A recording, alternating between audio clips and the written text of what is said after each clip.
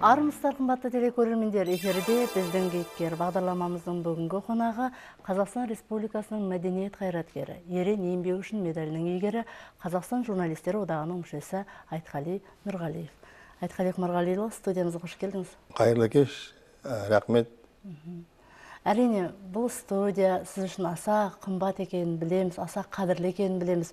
Жалпы тележурналистиканың қай саласы болса да сізге әрине таңсық емес. Сіз өткен жолдар, әлде өтіп келе жатқан жолдар. Ризасыз ба өзіңізге? Өткен жолдар ғой, енді өткен шақта айтқанымыз дұрыс болар. Бұл студияның, жалпы телевидениенің осы ыстық суын бір адамдай көрдік.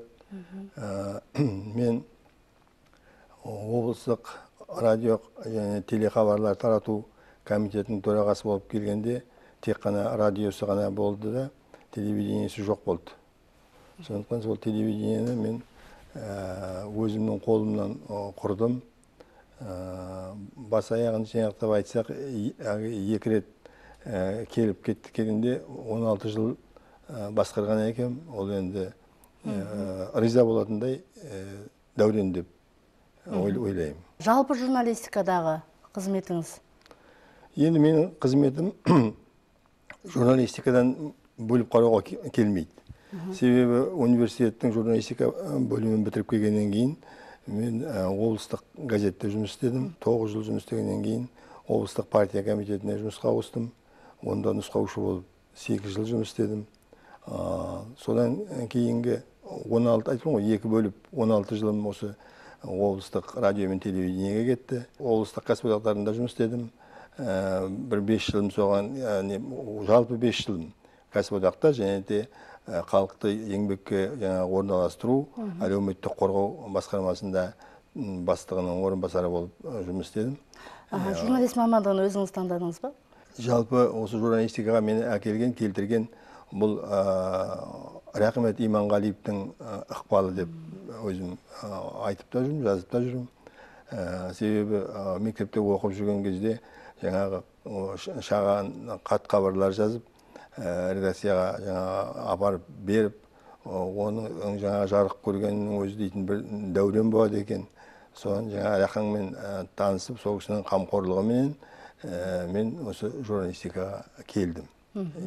Казгудың журналистика факультетіне оқуға түстім. Менің бағыма, мен мектеп бітірген жылы бірінші рет жаңағы журналистика факультетіне 2 жылдық жұмыс өтілсіз де мектеп бітірген балдарды қабылдайтын рұқсат болды. Сол неменен мектеп бітірген бойда журналистика факультетіне түсуге. Ұстаздарыңыз кімдер? Енді ол кездегі белгілі ұстазымыз біздің енді деканымыз Тауман Сапқайұлы Амандосов қой, енді ағамыз. Сол кісі болды.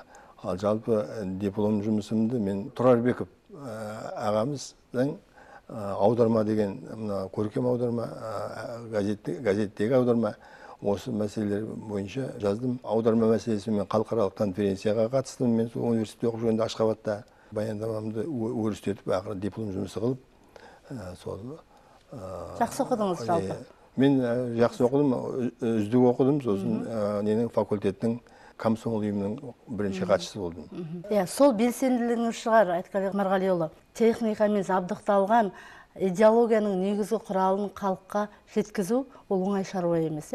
Шынымен де бүгінгі күні көпшілік, жалпы көрермен, сізді білетін жергілікті халық Атырау тележурналистикасының негізін қалаушы, бастаушы ретінде біледі.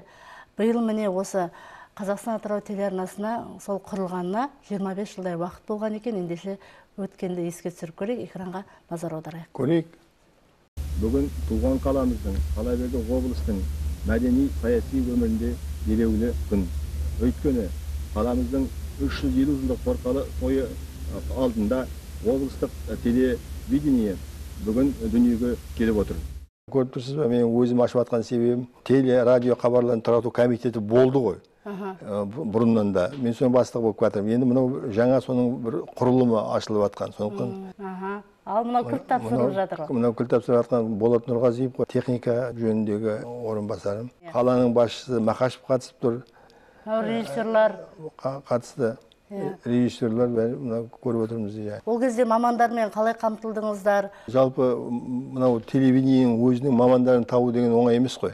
Бірақ біздің ол кездегі Атырау облысының жағдайын білесіңдер, тарихтан өзі арқасынан күн көрініп тұрған арығат сияқты қамшауыр кез еді ғой. Сондықтан сырттан адамды шақырмауға жұмыстандық. Сондықтан да біз бас инженерге Вячеслав Мрякин дейтінді шақырдық Россиядан. Сосын Ақтөбеден бас режиссерға Лира Шарипованы, бас редакторлыққа Мұрат Дүнбаевты шақырдық. Осы үшеуі қалғанын жаңа өзіміздің базымызда, радионың базасында дайындадық. Яғни радионың қызмет істеп жүрген қызметкерлердің бәрі микрофонмен жұмыс істеу, дауысы қойылған адамдар. Сондықтан соларды ішінен іріктеп, таңдап, түр сипаты, жасы лайықты жастар жағын сол телевидениеге аударып, оларды стажировкаға жіберіп, Алматыға өзде. Сол Алматыдан өткізіп, тәжірибеден өткізіп, дикторды жемісті Москвадағы жаңағы мамандық жетілдіру жоғары мектебіне оқуға, дикторлардың мектебіне оқуға жібердік. Орынша Қапанқызын жібердік. Сол бұлардың бәрі сол жаңағы жоғары мектебін бітірген дикторлар. Журналист кадрлар осы облыстың өзінен жастарды алдық қой. Өрімдей жастар осы келіп еңбек етті. Солар операторлықты игерді. Солар ішінен жаңағы режиссерлар да шықты, журналистер, редакторлар да шықты. Барлығы осы біздің жергілікті кадрлар. Бұл сондай Гурьев облысында сол кезде осындай телеарна ашылсын деген арнайы үкіметтен тапсырма болды ма? Ол сұрағың орынды. Бұл негізі мынау Совет кеңес үкіметінің тұсында көптеген облыстарда жаңағы теледидардың кейбіреулерінде болды да, көпшілігінде болған жоқ. Санаулы ғана облыстарда болды. Содан 85 жылы Соков орталық комитетінің СССР министрлер кеңесінің біріккен қаулысы болды. Мынау теледидары жоқ облыстарда телевидение ашылсын деген. Бірақ онда бір қиындылық, бюджеттен тыс қаражат көзінің есебінен деген. Сондықтан бюджеттен тыс ол кезде қаражаты бар, қазіргі заман емес, ол кезде бизнесмендер жоқ, меценаттар жоқ, өзі зарплатына жаңағы еңбек ақысын азар тауып беріп отқан мекемелер ғой. Содан облыстық атқару комитетінің қаулысын шығарып, осы облыстың 14 мекемесін жаңағы міндеттеді қаржы бөлуге. Қаржының көзін таба алмай, олар да қиналып, соны әйтеуір артынан қалмай жүріп, біз сол ақшаны алақанша жинағандай жинадық қой. Ақшаны арнаулы есепшотқа аудартып, 4,5 миллион ақша жиналды. Сол 4,5 миллион ақшаға сол құрылысын да салдық, бүкіл оборудениесін де алдық. Сөйтіп жағдайын туғыздық телевидениенің ашылуы. Енді осы жерде жаңа 25 жылдық деген әңгімені айтып кеттің. Бірақ осы 25 жылдық дегенде біздің осы телевидение құрылғалы бірде-бір датасы аталып өткен жоқ. Мысалы, біз 90 жыл ашылдық, бізден кейін 91 жыл Шымкентте ашылды телевидение. Шымкент әрбір 5 жыл сайын телевидение ашылған күнін тойлайды. Басқа облыстарда да жаңа естиміз сол сияқты. Ал бізде осыған келгенде біз енжарлық па, әлде бір түсініспеушілік те бар сияқты. Жұрт қай датадан бастайтынын білмейтін түрі бар.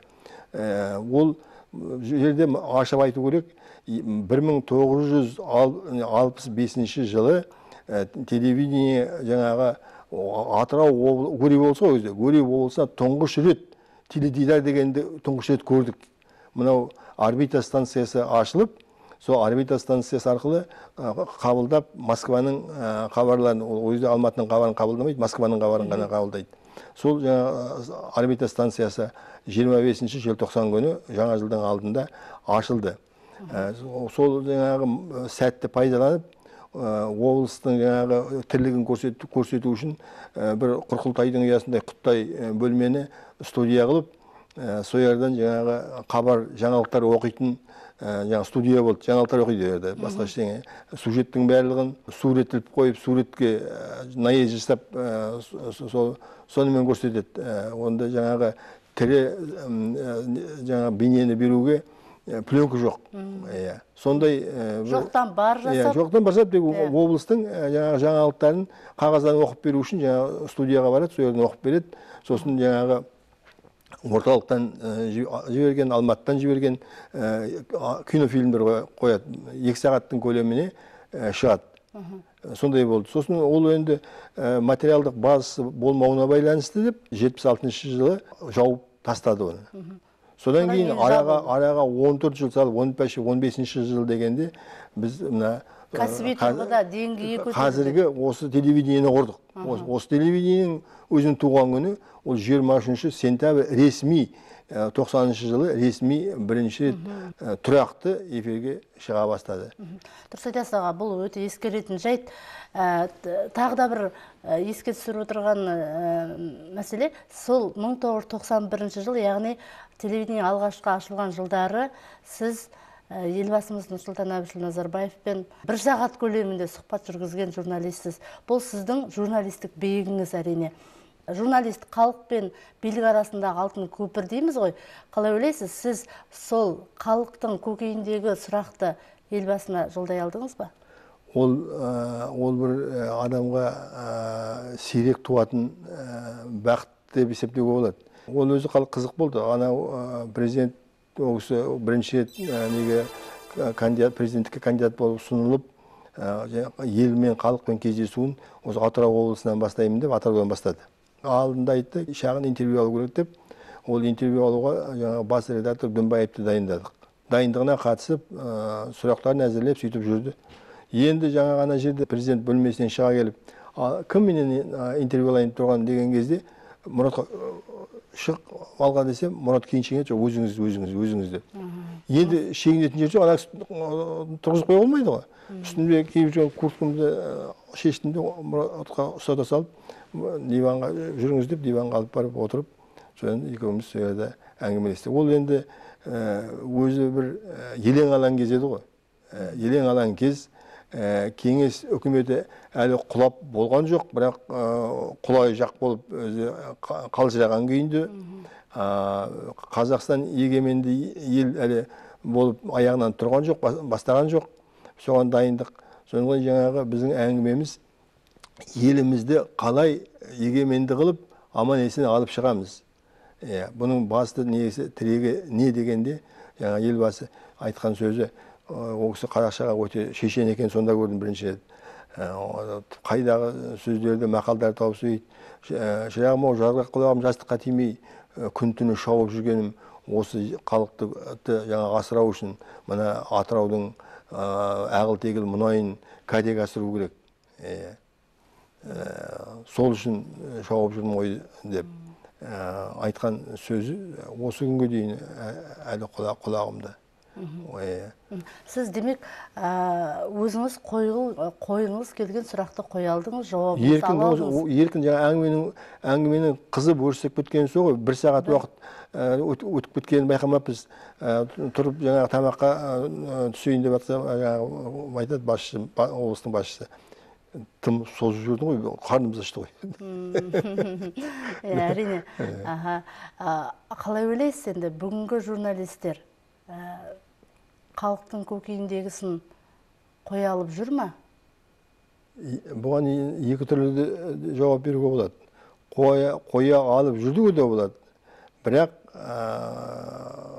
алдын ала дайындалған сценарий бойынша сол сценарийінің аумағынан шықпай қамалып қалатында жағдайлар кездесіп жүр, көріп жүрміз эфирден. Әсіресе мына көп бірнеше телевидениенің жүргізушілері қатар алғанда әрқайсысы өзінің сұрағын қойып жататын кездерде болады.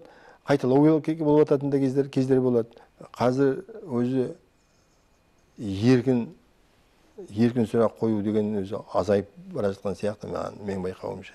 Осында былай тіпті осындай студияға өздерің қонақ шақырсаңдар да менен не сұрайсың, тақырыбыңды айт дейді ғой. Мәселе қалай дейді. Дұрыс айтасыз. Біз журналистиканы төртінші билік дейміз, ал сол төртінші билікпен санаса ма? Төртінші билік бір кездерде бұл болды, баспасөз деген. Қазір мен мысалы төртінші билікке қоса алмаймын журналистиканы. Әркімнің әлгі дорбасына салған жемін қаузап жүрген жаңағы жылқы сияқтымыз. Осында кім тақырып берді, кім ақша берді, мен дайында маған деп, соны дайындайды телевидениелерде, газеттерде, өлең осында тапсырыспен орындалатын болды ғой. Партияның кезінде партиялық бақылау деген болды. Баспасөзге партиялық бақылау болды. Артық сөз айтпайсың, бірақ еркің өзіңде. Сын жазасың ба, фельетон жазасың ба, очерк жазасың ба, не жазсаң да еркі өзіңде болды. Ал қазір сол журналистикада осы жанрлар қалды ма? Жанрлар қалған жоқ. Көбі сұхбат, интервью, сол сюжеттің дәрежесінде ғана шығып жатамыз ғой.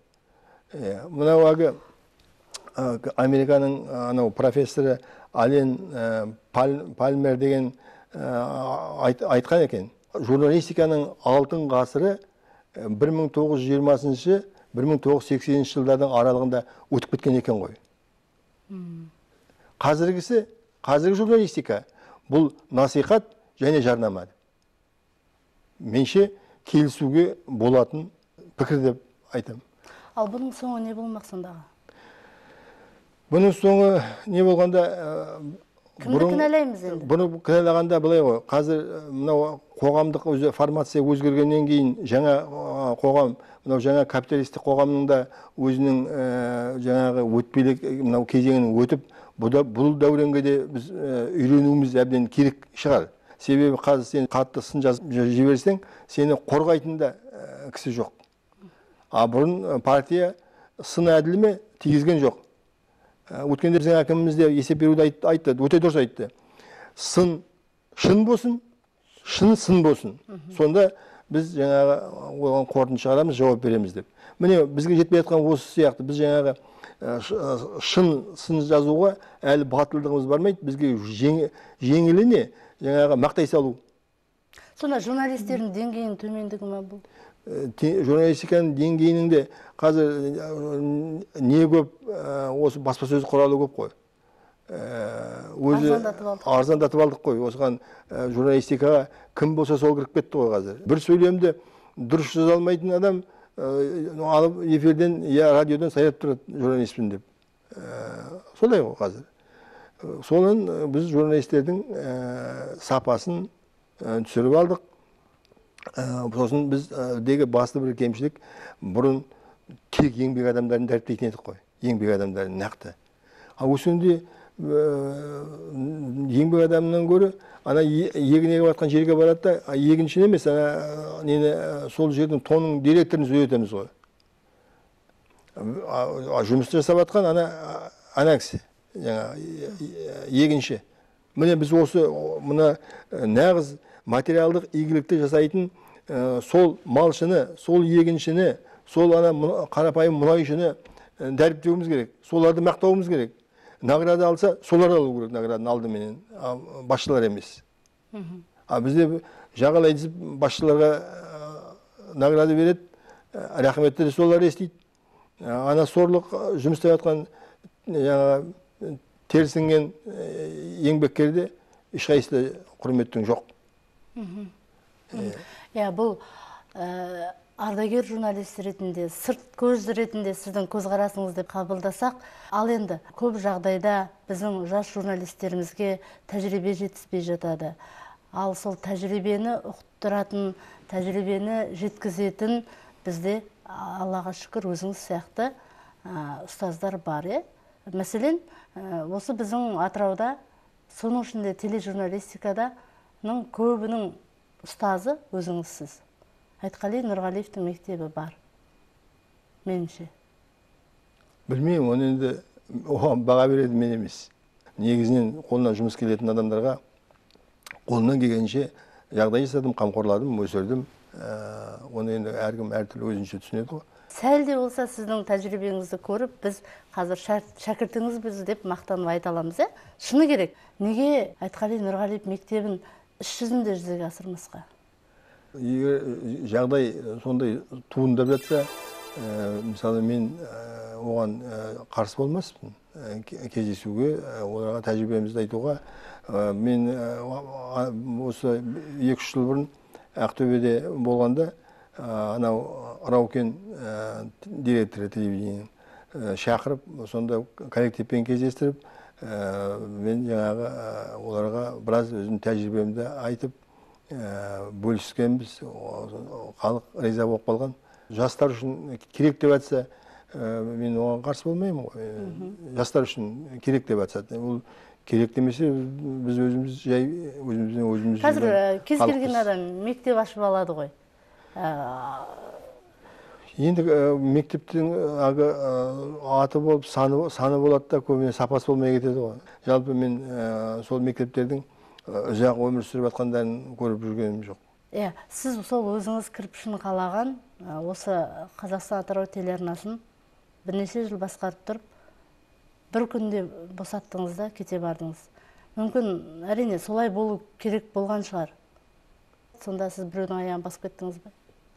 Енді журналист болған жерде болады ғой.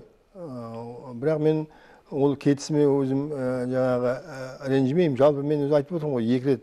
Мен 95-ші жылда кетіп қалғам. Мақтаулы жұмыс істеп отырып республикада жаңағы біреулердің несіне шекпеніне сыймағаннан кейін мен кетіп қалған тура кеттім. Бірақ мен оған өкінбеймін. Соның анау кәсіподақтағы өткізген жылдарым, мынау еңбек қорғау, жаңағы әлеуметтік қорғау басқармасындағы жұмыстарым маған көп деген нәрселерді білуге мүмкіндік берді. Өмір өтуіне өттім. Ал мысалы мен сол журналистикада жүре берсем, мүмкін мен оны білмеген де болар едім. Енді соңғы кеткенде де, енді біреулердің несіне кішкене тиіп кеткен шығарым, оған өкінбеймін. Мен қашанда айтарымды айтып кеткен адам, менде жасырын сөз қалған емес, бәрін мен айтым. Өзіңіздің кететін бір күніңізді біліп жүрдіңіз бе, әлде аяқ астынан болған секілді? Жоқ, соңғы күні ғана, бір күн бұрын білдім ғой. Звондады ғой Алматыдан, өзі Алматыда ғой басшылық. Енді біз сізді өзіміздің тәжірибелі ардагер журналистіміз деп құрметтеп жүрміз, бірақ біраз сақтап келдік, бірақ сақтап арқайын келе алмады. Бізді де жеңді деді. Онда қиналмаңдар, маған жұмыс тауып береді ғой. Өмірден алған соққыңыз көп пе? Бір басыма жететіндей. Мен өзі анадан ерте 7 жасымда қалдым. Әкем қайтқанда мен 9-шы класты ғана бітіріп қалдым. Ерте қалған екенсіз. Кімнің қолына тәрбиелендіңіз? Негізі ағамның несімен, қамқорлығымен өстік қой. Оқуға түсіп, сол кісінің көмегі ағайдың, сонымен адам болдық қой. Қалай ойлайсыз? Олардың армандарын орындай алдыңыз ба? Жалпы қолымыздан келген жасауға тырыстық. Қандай құрмет көрсеттіңіз? Сол әкемізге 63-ші жылы қайтқанда үлкен там соқтық. Соны жаңағы шебердің көмекшісі болып мен өзім жаңағы жұмыс істедім. 50 килолық цемент мешоктерді арқалап тасып, құмды тасып дегендей. Кейін біздің де мүмкін ықпалымыз болған шығар деп ойлаймын. Ауылымызға әкеміздің атын берді. Соғысқа қатысқан, бір аяғын жамбастан кестіріп келген, осколкымен жүрді ғой. Сөйтіп жүріп, осы фермасын басқарып, ат үстінде жүрді. Сіз үшін өмірдегі ең қиын нәрсе не? Ең қиын нәрсе адалдықтың ақ жібін аттамау деп ойлаймын. Өте қиын. Себебі жұрт жаңағы таяқ жеп жатқанымызда сол адалдықтан болып жатады. Ал ең оңай нәрсе? Оңай нәрсе жоқ қой. бәрі еңбек керек, е? Бәріне еңбек керек қой. Сіздің ұғымыңызша жалпы журналист деген не? Ол кәсіп пе, әлде Не деген келеді? нәсіп пе? Бұл өзі қазір менше кәсіп болып кетті ғой, журналистика деген. Бұған талантты да ұрпақ келіп жатыр. Тек әйтеуір журналистика деген мынау тәуелекен экраннан өзіңді көресің, я радиодан үніңді естесің, немесе газетте атың жүреді деп қызығушылықпен келіп жатқан да бар адамдар. Таланттылар, олар жаңағы жазушылық жұмысына қарай ауысып, ойыса береді. Мына мектептен өткен, журналистика мектебінен өтеді де, өзінің келесі жоғарылау мектебі, жаңағы жазушылық мектебіне өтіп кетіп жатыр. Айтқали Нұрғалиұлы, енді телеарнамыздың 25 жылдық тойының қарсаңында отырмыз ғой.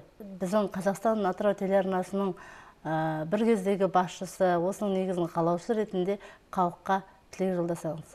Құрметті көрермен, мынау өздеріңізге бен қауышқан Атырау теледидары 25 жыл бойы сіздерге үздіксіз елдің өмірінен, экономикамыздың өсуінен, халықтардың дәулетті тұрмысынан хабар беріп, өздеріңізді жақсылықпен кеңейтіп келе жатқан теле радио комитетіне табыстар тілейік. Қашанда талағаны биік талап қойғыш көрерменге жаңағы тұшымды дүниелер ұсына берсін, еліміздің экономикасын көтеруге, халқымыздың мәдениетін көтеруге өзіндік үлестерін қоса берсін деген ізгі тілегім бар. Табыс тілеймін сіздерге. Аман болыңдар. Ең бастысы халықтың, елдің көңілінен шыға беріңіздер. Рахмет, уақыт бөліп келгеніңіз үшін сізге де алғыс білдіреміз. Деніңізге саулық, әлі де шығармашылық табыс тілейміз. Рахмет. Ақпарат айдынының кәнігі ұстасы, бұл Атырау журналистикасының абызы Тендік Жауырұлының Айтқали Нұрғалиевқа берген бағасы дөп басыпты. Ал Атырау тележурналистикасының атасы, бұл халық берген баға. Демек, Айтқали Құмарғалиұлының еңбегі өңір тарихында өзіндік айшыққа ие. Ол біздің кейіпкер. Апта айналып келгенше аман болыңыз ағайын.